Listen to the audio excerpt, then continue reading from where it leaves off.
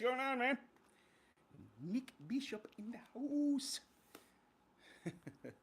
I'm prepping my. Sorry about the mic. Hold on a second.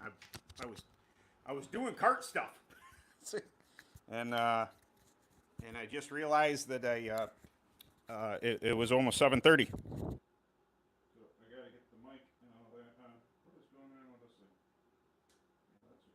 There we go. I got it. Everybody calm down. I figured it out. So I was doing a little cleaning, a little thinking about what's got to be done. I'm charging my starter for my Open, my UAS ride. Thinking about tires, what tires to run, and what I'm gonna do Saturday, because I'm running asphalt with the UAS. That's gonna be insane. I gotta turn off my Wi-Fi. My phone will attempt to connect to Wi-Fi the entire time I'm out here if I don't shut it off. And it leaves me to have to rely on the network, satellite style cell towers and all that jazz. But it is what it is. My Wi-Fi will not extend out this far. I know that for certain. I try and watch stuff, and it doesn't come in on my phone out here. So yeah. I am in the midst of, last night I was putting safety pins and everything after last week's video, making sure that all the ones that I caught on video that I got put in, and I was just thinking about doing the rear bumper loops. Maybe I'll do that while I'm chatting with you guys. Oh, put you up here. Maybe if I don't walk around with the camera, our phone, I'll be okay. But I'm gonna get some cable here. I'm gonna safety tie my my bumper to my frame, as I mentioned in the video Sunday. What is going on here? Oh, sorry guys, I am here. I just need one of these. Give me just one. All right, I'm getting angry. Not really, but still.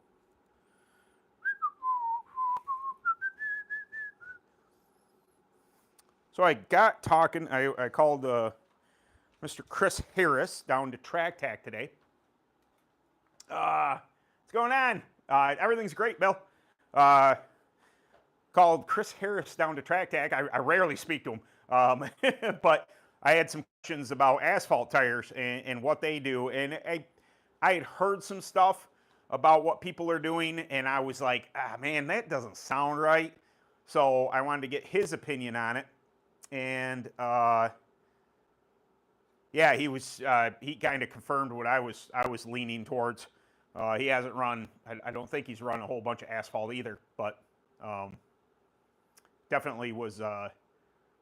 I just noticed something, and it's a good thing I'm standing back here. I gotta move my seat way over. I did need more left, though. I scaled it last night. I needed more left, and I debated moving my seat over, and moving the rear of the seat. I don't know if anybody's ever scaled. A lot of us have scaled. Moving your butt has a bigger difference than moving your shoulders. So I got to move my shoulders over because I see how close my clutch is to my seat upright. The jack shaft system definitely puts it really close. That would not clear. That would hit it immediately. So it's where I had my seat when it was cloned, and obviously that's not going to work. So, all right. Add another thing to the list of stuff I got to do before Saturday. Oh, all right. We need some of these doodads. A little crush safety. We got some wire here. We're just gonna wire the rear bumper to the frame. It's funny. It's hard to call it a Grand National. It was in Good Hope, Ohio. And it was many moon ago. I want to say 07, 08, somewhere in there. I lost my bumper in the feature. It was the first, we had some Southerners come up. It was the first Unlimited All-Stars, like the real big deal. It was a Grand National of sort, and I made the field, and there was a bad accident, and apparently my bumper had been sitting out of the groove for numerous laps, and people had noticed it, but it had completely come off my cart, and I got DQ'd out of the feature from it. Me not having a rear bumper. So ever since then, especially in my my UAS ride, I've tried to fasten the rear bumper to the frame for good reason, because I don't ever want that to happen again. I don't ever want to get DQ'd for having parts of my cart laying out on the track. So we're gonna put some cable around the rear belly pan looper, and then probably twist it around, make it look kind of pretty, I guess, somewhat pretty, and then just use those crush. I don't even know what those things are called. What are they called? What are those things called? They got a name. Aluminum. I can't read that. Made in China. What's going on? Do you race by yourself? Do you have a buddy or two that help you with your cart and race nights? 98 times out of 100, maybe 99 times out of 100, I am by myself. So I have set everything up. That's why I have the, I know that some people don't have electric lifts. First off, they're more expensive. Secondly, they take up more room. They're heavier to carry. All those things. But I do race by myself, so I have made everything as self-sufficient as possible to where I have to ask for the least help. I don't, I do see that, hey, I'm going racing the blah blah blah. Need some pit help. I think it's wonderful. I think it's great. The couple times that I have had help, I feel out of place. But there is a way around it. Matter of fact, my engine here, the Bama 270, I have the idle turned up a little bit, so I can actually start myself and then get in the cart to go racing. So when it comes to scaling here, I scale by myself. Are the scale numbers not exact? Probably not, because I'm not in the seat type of thing. But I've done it for years. I've really kind of adapted to that. I have a ramp to get in my. I load everything, my cart and everything. My cart stays on the electric cart stand. That goes in there. I unload that way. Obviously, electric cart stand allows me to pick up and lower the cart when I'm there. If I'm running clone, obviously you can pull start a clone before you go out, no problem. Also, I have it set up that my two-stroke here, that I can use external starter, start myself and go race. So help would be nice, but I have never. I don't like asking for things. I don't like burdening people with anything that I believe that I can help myself with. It was, I don't know, a couple months ago, I went and raced with the Pizzas, and they handled everything from tires to setup and this and that, just to, and I just sat back and kind of absorbed. Obviously I made an adjustment when they're like, hey, they raced at the local track way more than I have, so I was on board to absorb what knowledge they have. But I'm self-sufficient, whether that be a good thing or bad thing. I don't ever, when I say it around my wife or my family stuff, that it's not meant to degrade them, that they're not involved in my racing. It's fine. They're not into it as much as I do. They support me, but I'm like that a lot in life, though. I mean, I don't like to ask for help. I don't want to burden anybody else with that of which I believe I can do for myself. So that's an extremely long answer to, no, I don't usually have help. I could have just said it like that, but where would we be without explanations? What's going on? Everyone like this, man. Yeah. I by myself 90. Yep. It's and I don't mind. I probably have help. I mean, the plan is that my non-racing buddies, Doug, if Doug's watching, and Jamie are going to. The intent is to get the boys' trip to Iowa, Delaware Speedway in Iowa, for the Grand Nationals in September, and the boys are coming with me, and I'll say I'll put them to work, but I'm sure they'll offer. You know, if I need tires cleaned or help pushing the cart, I'm sure that they're going to have no problem assisting me. It's just going to be weird because I'm not used to it. I'm used to doing everything myself, so it is what it is. Where am I from? I am in Western New York. I am. I say Rochester, but nobody knows. You know, they know Michigan, Rochester, Michigan, or Wisconsin, maybe. I am about an hour and a half from Buffalo, New York, in Western New York. What's this channel all about? This channel is all about race karts. We'll give you a peek. Look, see. See, this is how your. This is my garage. This is my two-stroke race kart. It's a 270cc methanol burning. It's a 3-gallon tank. Dirt cart. We run slicks on dirt. Also, there is a clone cart, flat cart. I do and talk about racing dirt carts. That's what this channel is all about.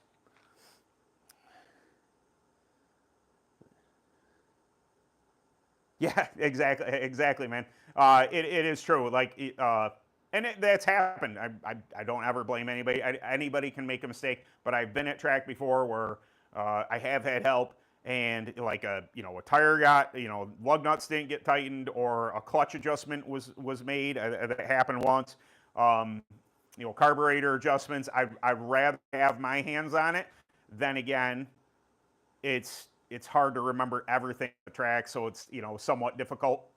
What's going on? Just I was aiming on working while I was chatting, but as it turns out, I can't. I have a hard time. Don't say that to my boss. My boss. Oh, you can't talk and work at the same time? Yeah, he would agree. It happens. Yeah, just prepping for asphalt, prepping for something that I've never done before. We'll see. We'll see. Sounds like a riot. Got the old bag of yellows on here, doing what I can.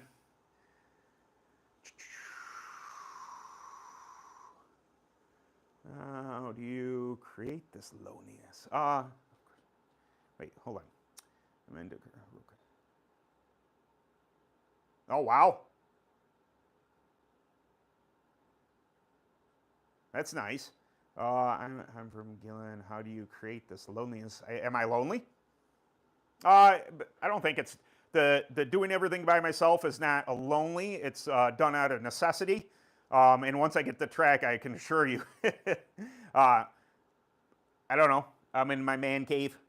This is the garage is me time, and it's a lot of work, but I enjoy this work. I mean, you work for a living, and then you work out in the garage, and they are two separate things. I do not mind spending hours in here on my kart racing stuff, because although it's work, although you're doing all sorts of stuff, it's the fun kind of work.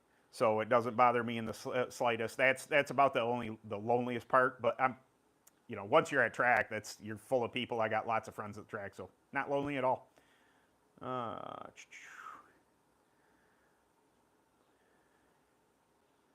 Clutch bolt back out. Yeah, exactly. Yep. That's clutch bolts are I used to. Pardon me. I have to turn up my brightness. I can't read the chat. Used to have a bit more of a problem back in the day. I haven't heard of many problems since then with like the bullies. Those center 6 bolts like to back out. And as a matter of fact, I think, is it over there? I had there was a special washer that kind of went over your clutch, and it would keep those. It would keep it from coming out, especially on the opens. There, a clutch is, one of the more abused things about it. You're pushing way too much horsepower through it, onto a cart, and then the clutch absorbs all that. So when the clutch heats up, bolts back out sometimes. So yeah, I totally understand that. But since I'm going to the Gator style, Viper style, whatever you want to call it, the other version of a clutch. This is a 4-disc that's on here.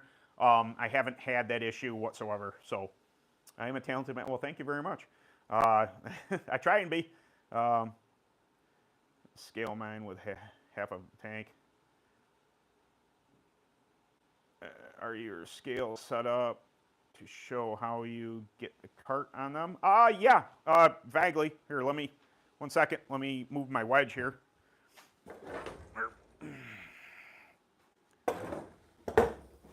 I just got off the scales last night, so they are currently still set up. And I don't want to take them down because when I get back from this race, I got to scale again because I'll be going to a way different track. So there's my scales, and with my, I can kind of emulate this. Hopefully I don't lose you guys.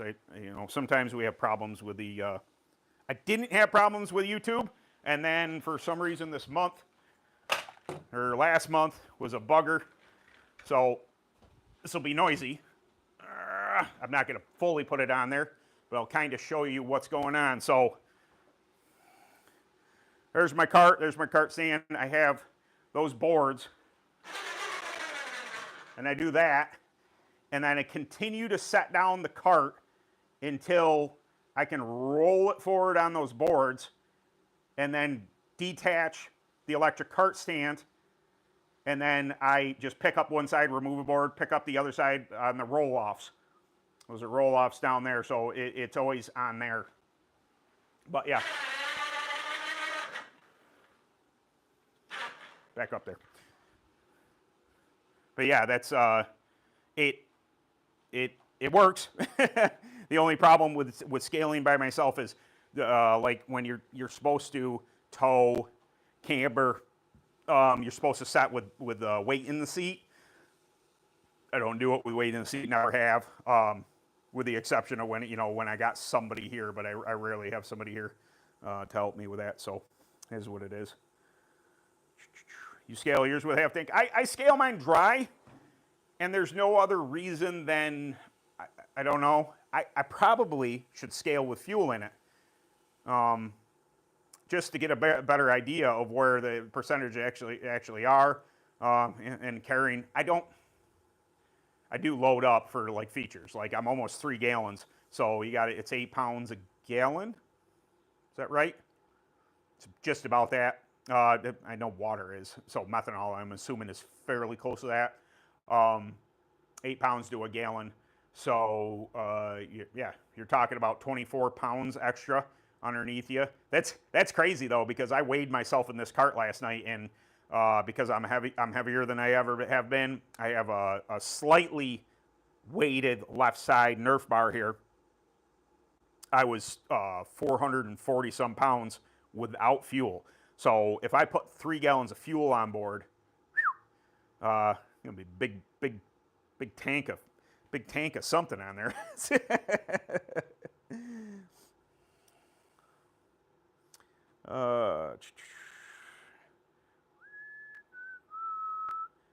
Okay, where are we at? Let me half a tank. Your skill setup, okay. We're thinking about entry fees at the track for big shows are getting kind of high. Yeah, so that's without extra money coming into the fray, coming into, if it's hard, first things first, I think it came up last week on Ultimate Karting Media, Ultimate UKC, or UKM, Ultimate Karting Media, is that without external money coming into the series, and it's hard to explain to people. When I say, I just went to my 30th high school reunion Saturday, and I said I race karts, and people just go, huh? And it's just like, oh man, it is a dirt kart oval racer's life. This is what we live. This is, I based a whole YouTube channel around it, and a majority of people have no idea what we're talking about. So there's no way for anybody to get excited about it. Therefore, it's harder to attract sponsorships you know, like a NASCAR or the sprints and stuff like that. It's extremely hard to take that external money and inject it into our sport because nobody's seen it or heard of it because we're just, I don't mean to degrade us, but a bunch of rednecks running around on go-karts. It's not that. It's so much more than that. But without the exposure, without people knowing, I got whoever, we had 30 some odd people there. I guarantee you, with the exception of, one of my best friends' cousins that I graduated with, they don't know what karts are. I had to get out my phone and show everybody, hey, this is what I race, this is what I created, and it's hard. So where I'm going with that in the entry fees for these bigger races is without external money. That money has to come from somewhere. It either has to come from sponsors, it has to come from the racer in the form of entry fees or parking. People like to complain about how expensive parking is.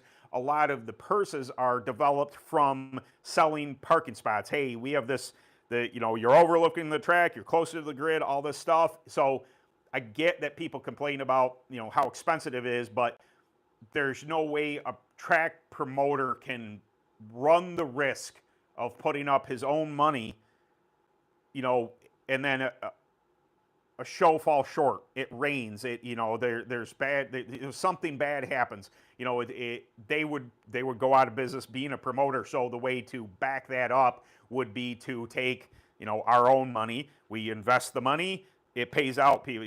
It pays out the crowd. But I agree. It's tough.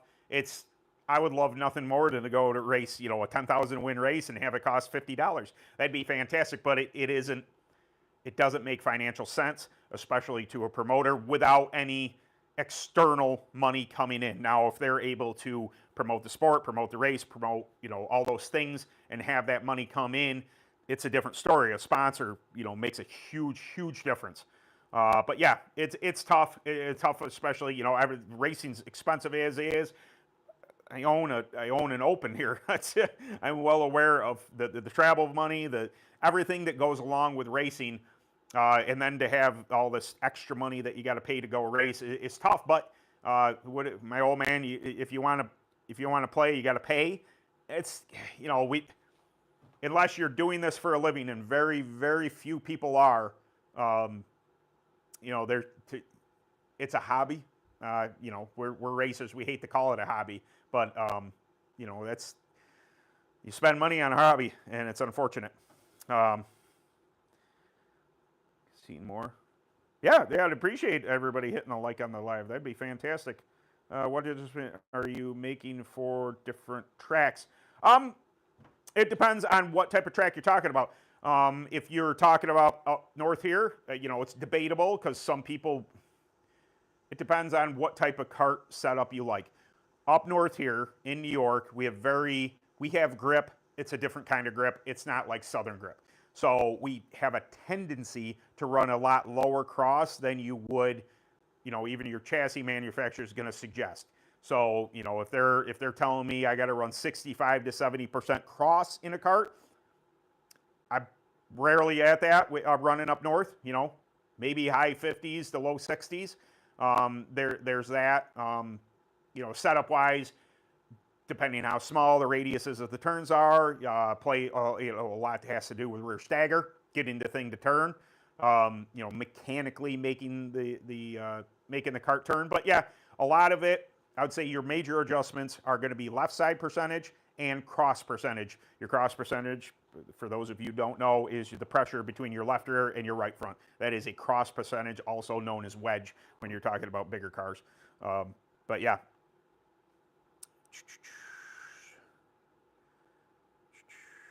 Good evening. How you doing? South Georgia, our numbers changed because of the water. That's it. I don't get political on here. I don't love politics. I love the political process. I love that everybody has an opinion. I don't talk about it on here because I'm sure I'm going to tick off somebody and it's fine. It's not real hard to figure out where I'm at. but that's about as far as it goes. I don't talk politics on here because I'm sure somebody disagrees with me, and it's fine. Debate is great, but just not on here. We try and keep everything. I like to promote a very positive platform here. I rarely do anything negative. I don't complain. I try not to complain. I try not. There are serious issues that I try and deal with within the sport, or something worth mentioning and stuff like that. But there is a lot of animosity. There's a lot of hate. There's a lot of anger out there that I try and stray away from. And I think that if I got a good friend who runs a beard channel. That's where I started. Dancy Bearded, and I have adopted a bit of that persona, that there are places that you can go to disagree on things, and I think debate's great. I think bantering back and forth on ideas is it's part of being an American and being in this system type of thing. I think that this place is focused on racing, focused on positivity, focused on you won't hear me just whining and moaning about, like just now, I just mentioned with the entry fees. I could complain like anybody else. It'd be easy. Entry fees are too expensive nowadays.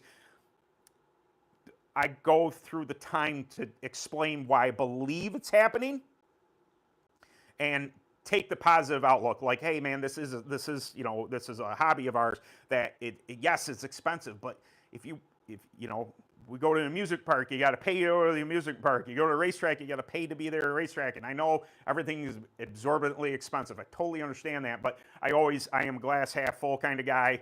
I'm well aware, I'm not delusional, but things occasionally can be bad. But just focusing on the negative, I don't believe it has ever gotten anybody anywhere.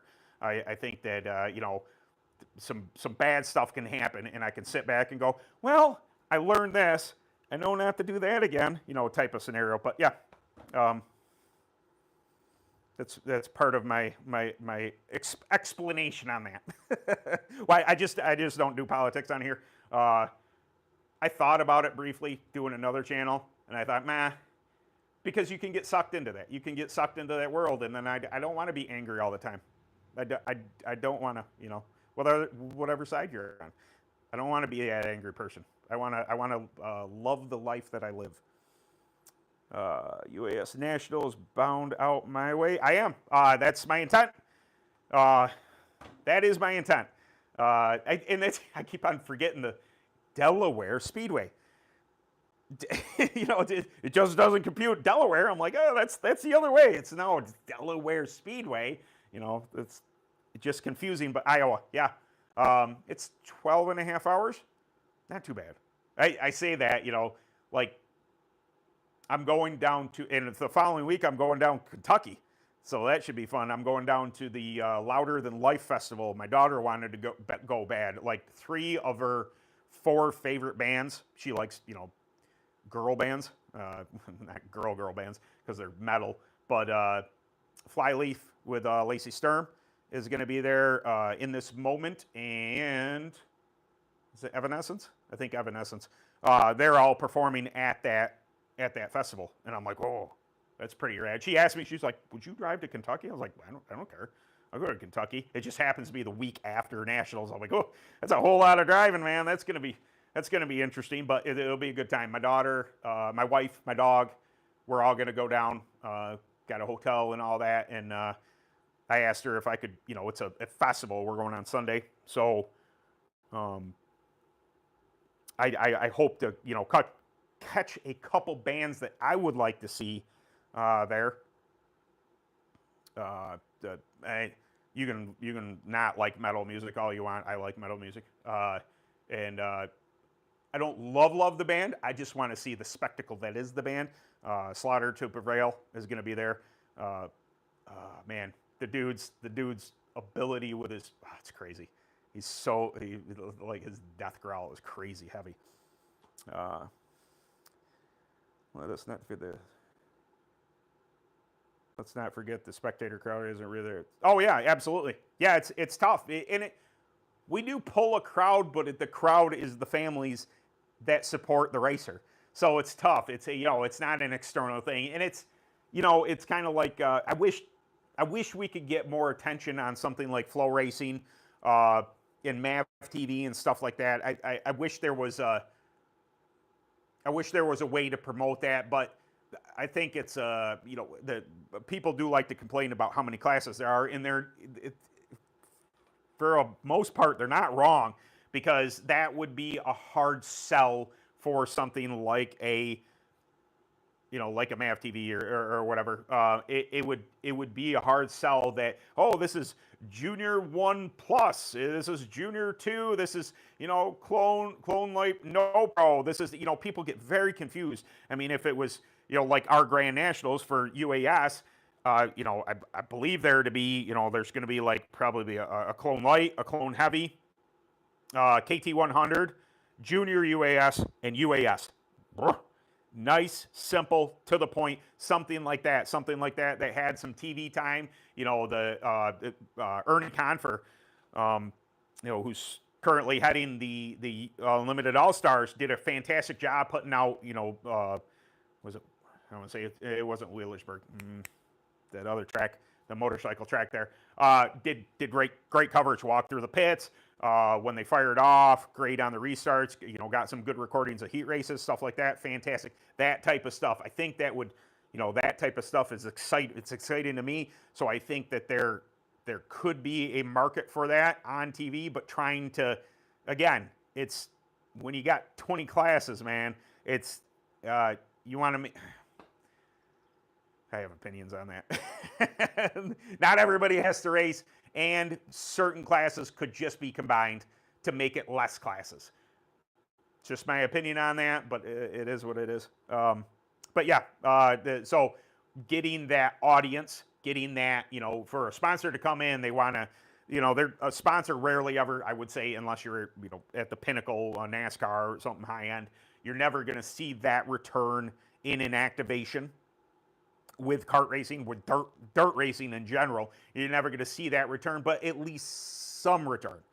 To whereas if they're passionate about it, they see that you're making the attempt, that you're getting out on social media, doing all the things that you should be doing to acquire those sponsors, that you're making that, you know, that worth their while. Whether or not the return investment is there, at least their name is out there. I think that is definitely something that karting in general should work on. Oh, thank you. Yeah, I like this live. But yeah, if you guys could hit it. I don't ask for likes on the video. I probably should. I am, speaking of promotion, I am terrible at promoting myself. Horrible. It is no good. Had some new Reapers that were oily. After a month, someone recommended to wipe them with methanol, tack them right up. Aged another week, and they were still feel great. Yeah, absolutely. Yeah, my 2025s are out in the trailer still. They are currently in the bake box, aka my trailer, because same thing. I had them, and I went down to a Reaper race in Pennsylvania, and 23s weren't that bad. I am of the opinion that Reaper racing is going to become somewhat like Burris racing, that date codes are going to be more prevalent. Years are going to be more prevalent. You're going to want to be on some 23s, 24s, you know, come 25, 26, and then, you know, the set that I bought this year will be ideal for next year.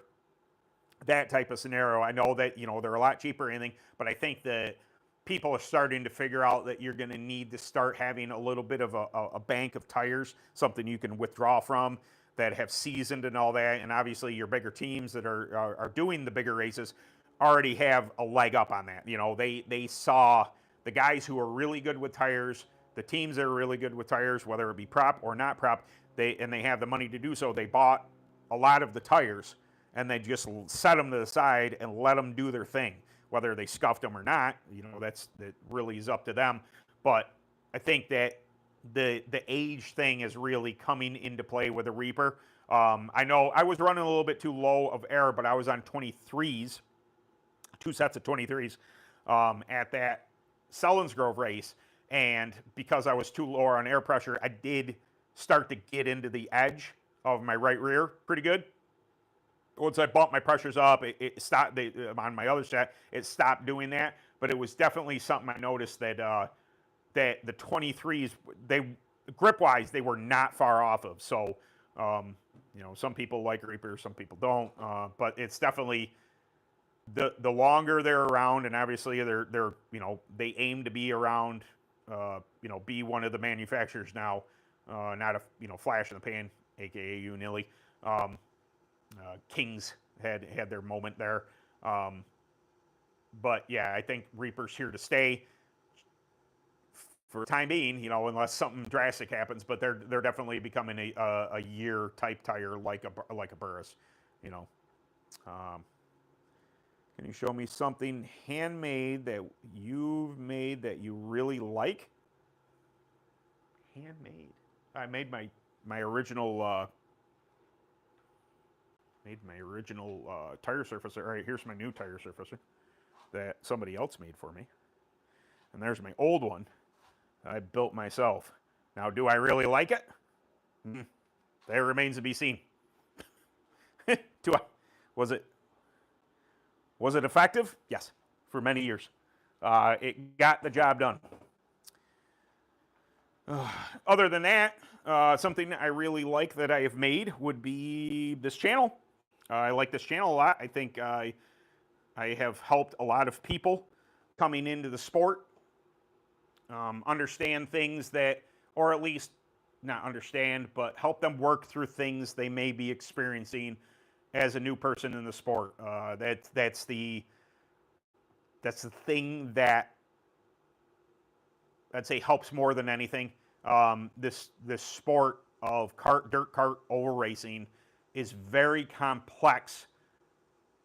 It can be very complex, and I think that the intent of this channel to start was to put out those I have a whole playlist. It's Kart Basics that just gives a general idea of what you're looking at here, why people are talking about this subject, that subject, you know, kart cross setup, tires, things in that. I think that was it was needed, you know, as a learning tool. I work in the I work on cars for a living, so I work in a body shop, and anytime I'm lost, I come to YouTube because I don't understand how something works. I don't know how, you know, a door comes apart or this and that. I've never worked on that brand before.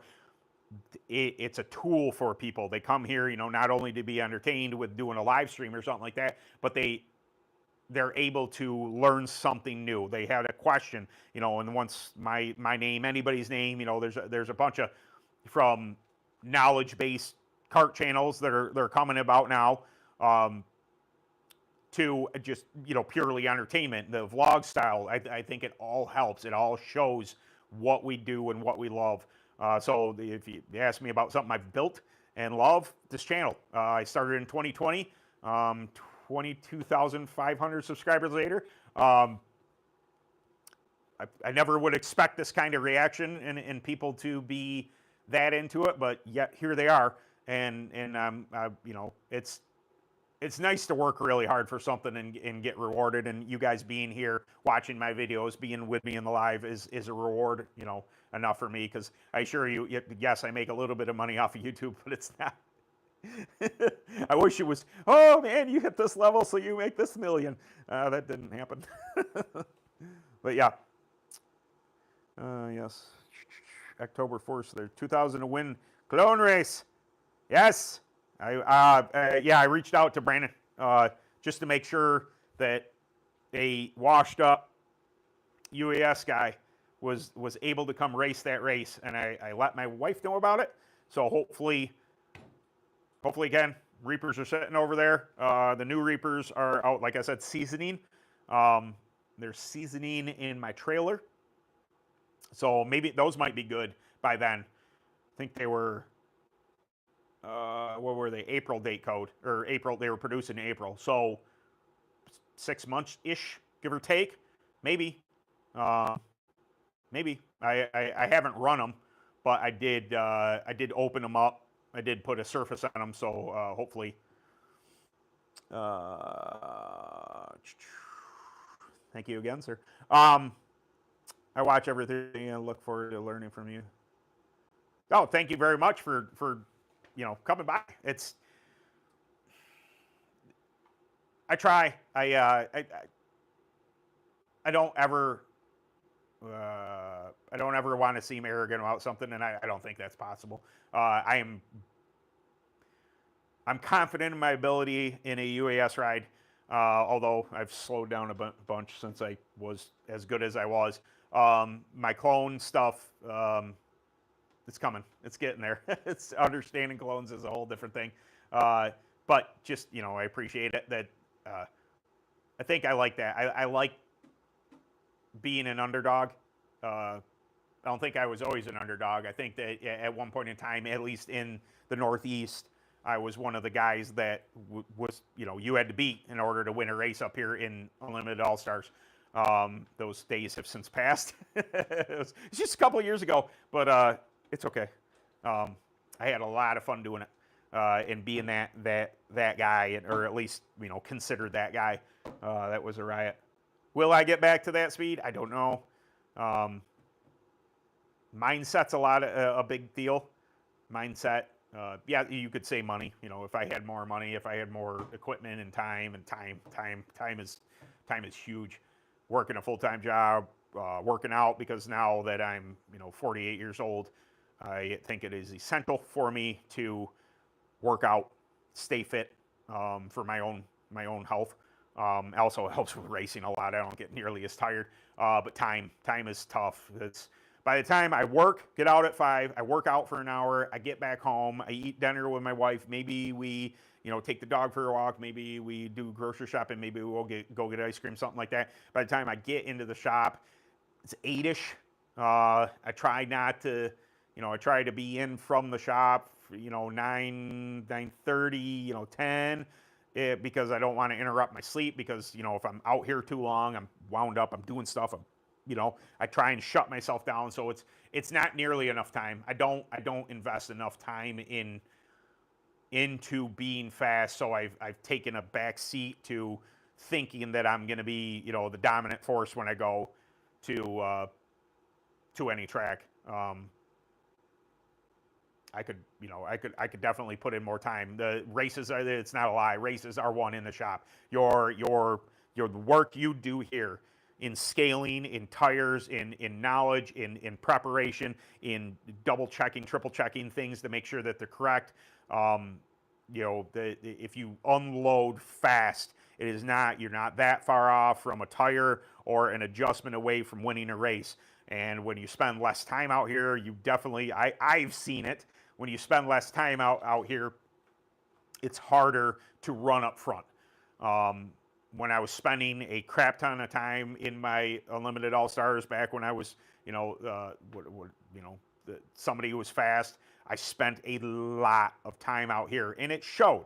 And then since then I've backed off, and that shows. So it's, the effort. Dear people watching live, be sure to tap your finger twice. Again, thank you. Yes, hit that live. Hit that like button. Hey, Ben, we missed you. Yeah, that's it's not intentional. It's time. it's time. It's having the time. And matter of fact, Champion, when they were racing, it's just Friday nights are a bear for me. Getting out at 5, I have to either load my trailer and be ready to rock, get out at 5 and then roll out to wherever I'm going to go. It's just tough. It's Friday night races are almost a no can do for me, especially seeing how both tracks that run or were running Friday night. No, there's 3 tracks. There's Champion, Dreamfield, and then KB. 3 tracks that I can make it to. It's tight. KB being the closest, they're an hour away from me down in Wellsville, and then both Champion and Dreamfield are an hour and a half away from me. So I either have to take a half a day from work, which I don't like to do. It's a small business. I don't like leaving, if I can help it.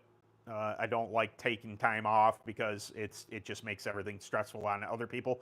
I don't dislike those tracks at all. It's just Friday nights are just a bear. I'd rather run on even a Sunday, Saturday or Sunday. It's more efficient for me to do. So it's unfortunate. I do plan on the 2000 to win that Mr. How do you say your last name? Thies? I can't remember. Yes. Said that I do the October 4th race. Unless something comes up, I plan on being there for the Reaper race. 1 second. My throat is parched. I don't like to move the phone around too much, or else I may lose signal with you guys. Do this. Eventually get off the live with you guys. I got to finish up some stuff here. I got to start triple checking my trailer, make sure I procured some methanol. I have 2 gallons mixed, but I definitely am going to need more than that. I got that. Just kind of double checking. I want to size some tires, make sure these bag of yellows are correctly sized. And then, yeah, I'll start working on, Dodge City is another Friday night track. Yep, absolutely.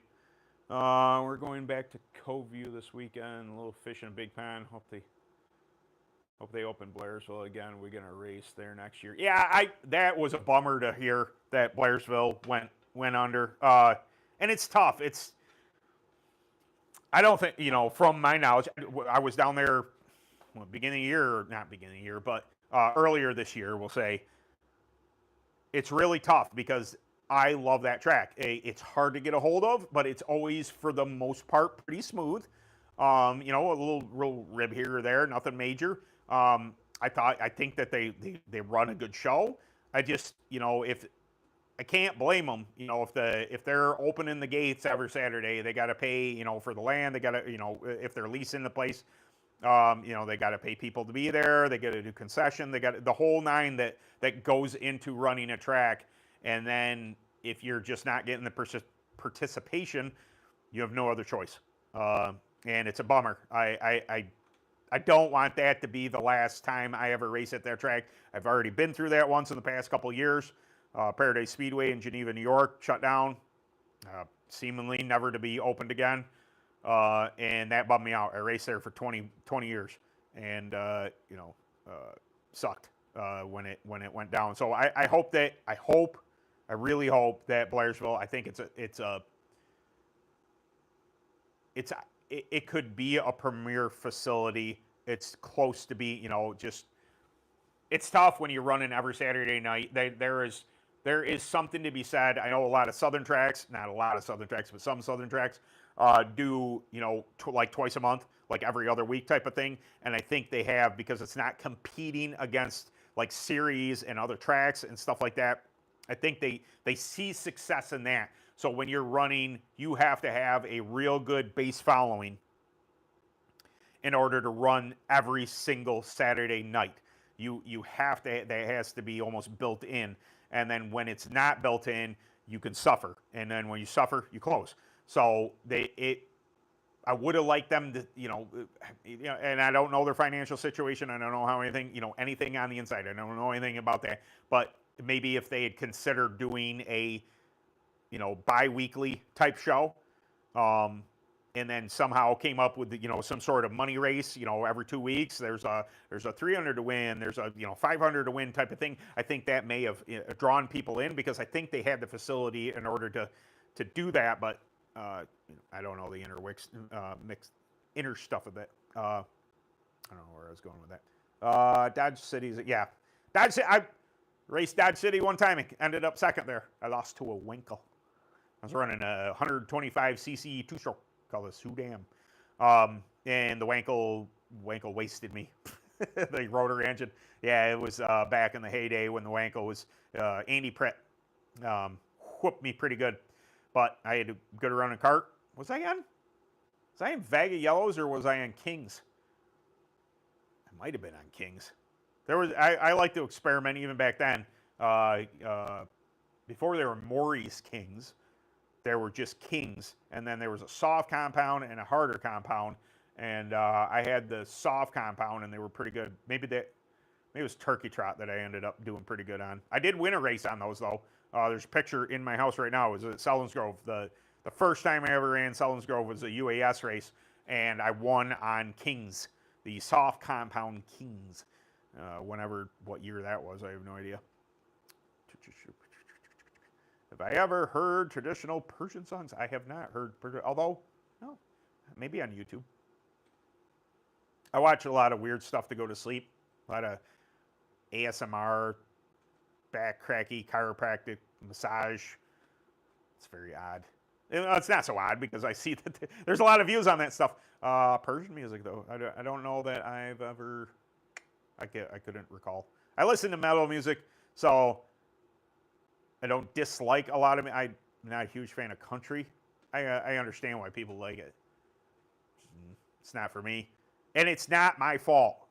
I blame my coworker.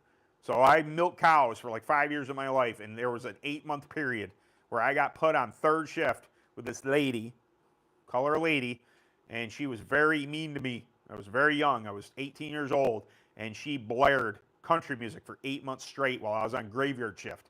So that ruined me forever, apparently, with liking country music. Other than that, like, I can listen to jazz and all sorts of, opera. I understand it. I like musicals. That's weird. Metalhead like myself. I appreciate my mother's side of the family is very talented. My uncle plays jazz trumpet and can sing and this and that. My grandmother was a soprano in the church. All sorts of things. My niece is a wonderful vocalist. I do band stuff. I do screamy metal band stuff on the occasion. It's not so. I've been doing it for 20-something years. It's not petered out, but it's dwindled pretty good. But no Persian. Nothing in there. We race Foothill Speedway in upstate South Carolina. Oh wow, nice. I used to not like high bank tracks, but it really and there's an argument to be made with like AMS if you see the footage of me, running around my local track there, Allegheny Memorial Speedway. We do turn on the flat, but you're up on the banking, and then you use it as a launch, like especially like one if you watch any of my videos, I'll arc high and then just shoot across. Don't you listen to music while working? I do. I don't play it on here because this is. Did I turn monetization on this? This is monetized, so I can't do that, but I do. I'm older, slightly older. Not old, but older enough. So when I was in high school, grunge was the big ticket. So I like 90s music. I like grunge. I also my 3 favorite bands of all time are Korn, Deftones, and Faith No More. So do what you will. I also like things like, In Flames is a big playlist on there. I also Alice in Chains. I like melodic but heavy stuff. I never really got into hardcore music. Too much screaming. It's funny because that's what I did in my band was scream. But I don't like repetitious. It's just I like the melodic versus the scream type music. I also love a female singer in heavy stuff. Amira Elfeki, newer girl. She's kind of gothy. They make it's kind of Deftonesy kind of sounding, but with a female singer. Spirit Box is another good one. Yeah, I like heavy stuff. Yes, Faith No More is for the longest time I would have easily said, and maybe still, they're kind of tied. All 3 are kind of tied, but for the longest time, Faith No More. Mike Patton was my spirit animal. He's awfully weird. But anyways, music really, really spoke to me. I was supposed to see him in 2020. Obvious reasons, didn't get to see them. They rescheduled for 2021. I was going to go down to Pittsburgh and see them, and then Mike canceled due to something like he didn't want to be in public or blah, blah, blah. It's just some kind of stuff that he was going through is what it is. So one of my all-time favorite bands, I've been listening to them since 1989. You know, that when the real thing hit, and then I've had every album since then. I love just about all of them. You know, almost every song. Um, Extremely familiar with their music. But after you know 40 years of listening to them, it just when they don't produce anything new, it's I still love their stuff. I still listen to their stuff, just not as prevalent. To whereas I can like Korn, would arguably be my I'd say tied with or more favorite. Korn, I've seen numerous times live, 2 or 3 times live. Their newer stuff, I think, is mature. Uh, Still sounds Korn. You know, obviously Jonathan does a fantastic job, but you know, melodic, heavy, just my kind of. I like it. Uh, but yeah. Hello, you're back. Did you go somewhere? Ever heard of Ginger? There's. Yes, I have. Yep. Yes. Yeah. Girl Screamer, right? Yeah. Yeah. Yep. There's Michael, and I'll sometimes compete in. Nice. Very cool. Old Korn. Yeah. No. I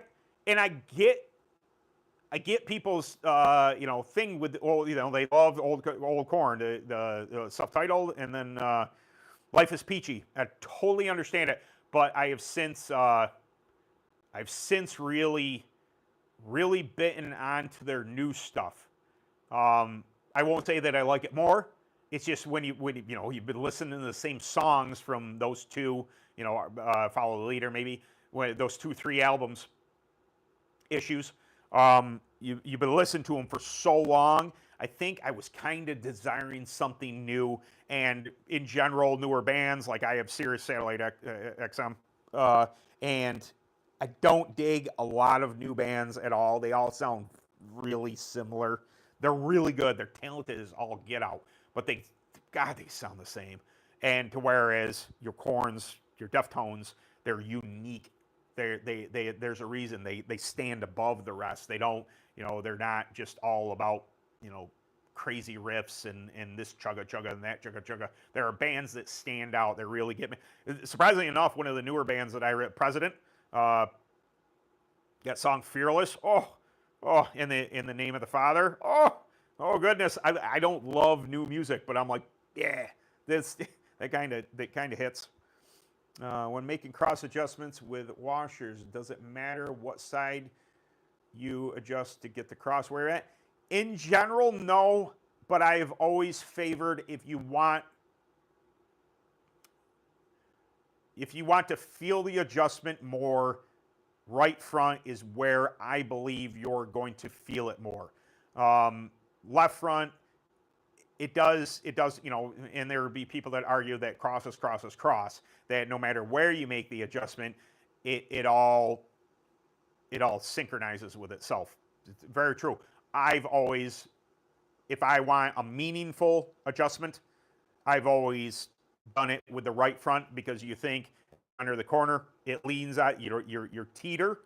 Your teeter leans on the right front, and how much pressure that right front tire gets when you turn into the turn, that matters more. So I think that lever that you're messing with means more. Now there's an argument to be said that the left front would actually cause the teeter, you know, and it causes you to get onto the right rear quicker. It's true. I just believe that the right front is more prevalent. It means a little more. People could argue with me, and you could argue the case, and I would say, well, that makes sense. Okay, I won't disagree with you. I just, you know, it's nitpicky. It's just the way I've always thought. It's if I want it, it's like, man, this thing's off. I'm gonna make a 3-washer change. I'm making it on the right front.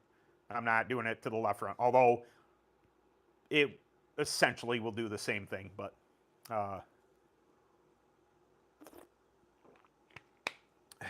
We might. We'll show you this. So if Saturday goes off without a hitch, we got this little setup here. But Ben, you already have a mount on your cart for this. Now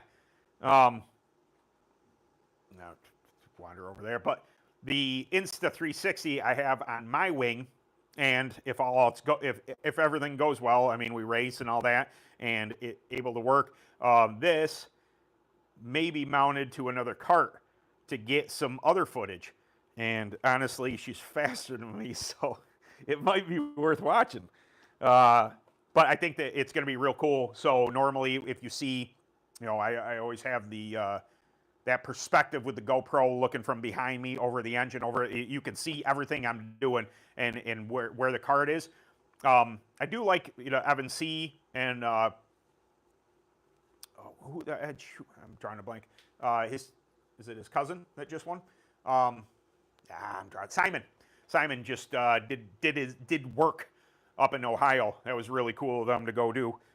But they have it on the left side, looking down the left side of them. It's a pretty cool angle. I like that. And I guess I'll leave it to the other cart, where they want to mount it on the wing, or where they want to mount it in general. I don't say it has to be on the wing, but I'm going to have the Insta on my wing.